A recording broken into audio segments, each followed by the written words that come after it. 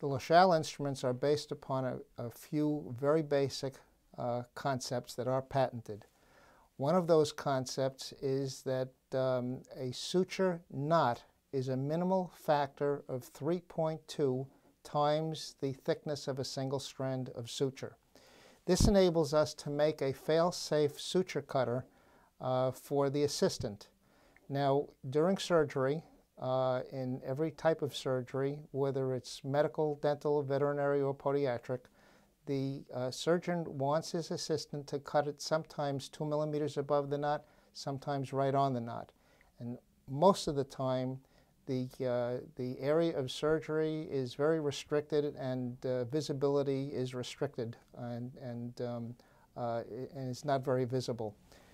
The slot that we designed is thick enough to receive the suture, but when you slide it to the knot is too fat to go through the other side.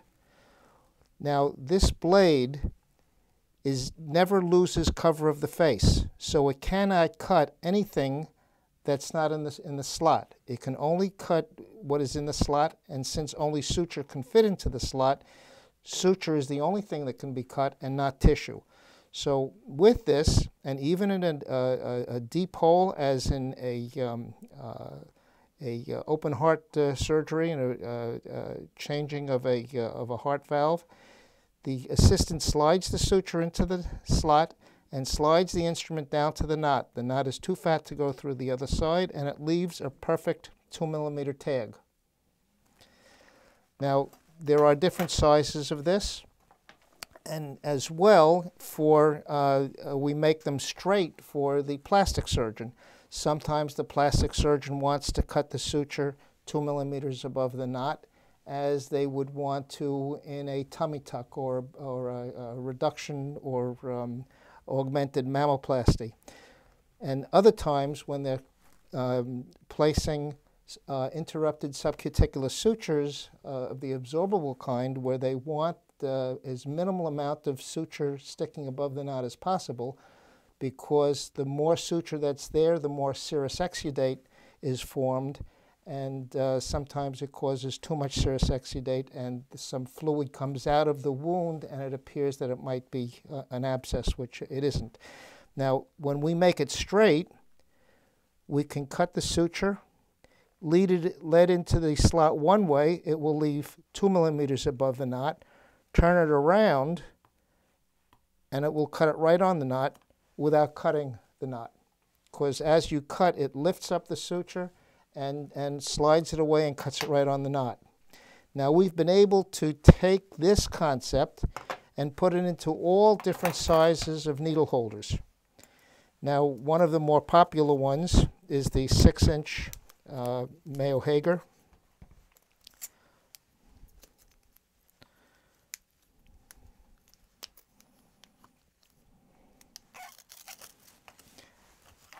And the manner in which that would work is very, very quickly. And this is a great improvement over the Olsen Hager, or the Gillies, as it's called in plastic surgical markets, where the surgeon would tie the suture.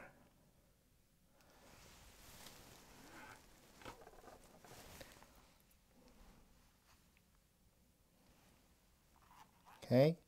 Then, when he's finished, he puts the suture in both hands, slides the suture into the slot and slides it down to the knot and cuts. Or he can turn it around the other way and cut it right on the knot. We'll try that again. Now, if the surgeon wants to preserve suture material, and he has a lot and he doesn't of sutures to make, he can cut it like this.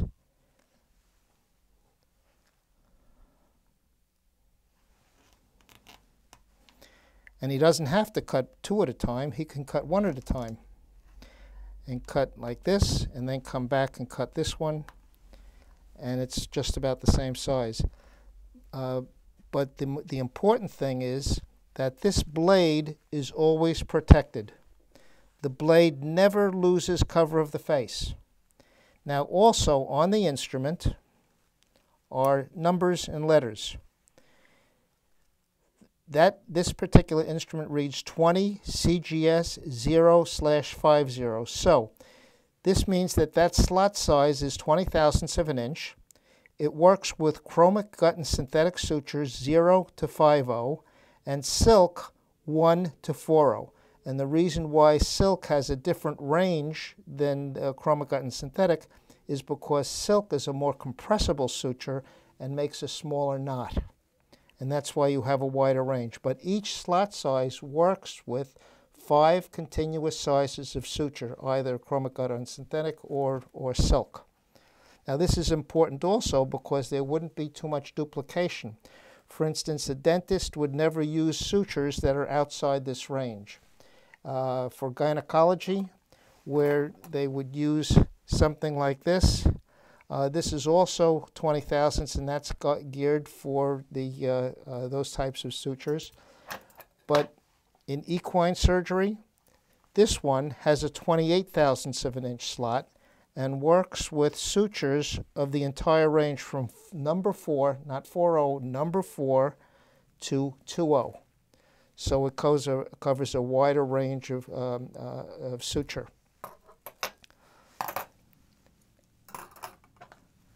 Now, the next series of technologies that Laschel has developed are concentrated on why instruments work and why they fail. For instance, scissors.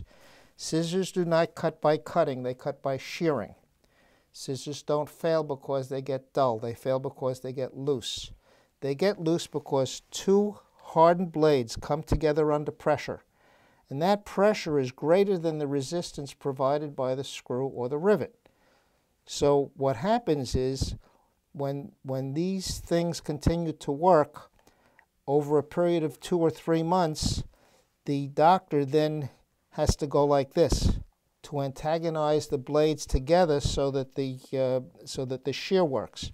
This is different. This is made out of spring material, whereby you can see that the blades have at least a 300% increase in shearing angle. And you can see that when you close the blades, these blades actually flex and straighten out. Now this is very advantageous because the scissors always cut on the point. One of the nice things is, now I'm going to take my glove off and I'm going to make this demonstration. One of the nice things about this is, if you have a suture that's buried like this, we ask the doctor, how would you remove that suture? Now, the answer, of course, is that you would have to give a local anesthetic or dig it out. But because these instruments are so light, they're actually lighter than titanium. Not because the density or the specific gravity is less, but because we've taken advantage of some very basic engineering principles, and we only need half as much material.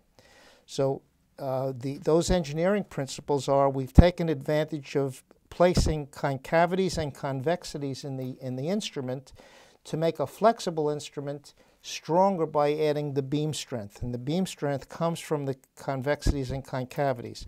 Now, because this always cuts at the point, you can actually feel the suture. And when you feel the suture, you allow it to open. The scissors separates the edematous borders. You re-advance it and cut it. Re-advance it and cut it. Now, in terms of forceps or other instruments that might be needed in veterinary surgery, we have this forceps, which is probably one of our most multifunctional instruments in the field of dentistry because it serves so many purposes. But in the field of veterinary surgery, in exotics, this forceps is so flexible that, and also by adding the carbide inserts, we can actually take out rabbit's teeth by grasping onto it. Now, if I put that kind of pressure on a regular forceps, first of all, it has a tremendous grasp, but also it doesn't splay. You'll notice that I just grabbed onto something probably about 5 times thicker than the thickest needle, but when I close it again, there's no splaying. This splaying occurs in every other instrument, but in flexible steel, it doesn't occur.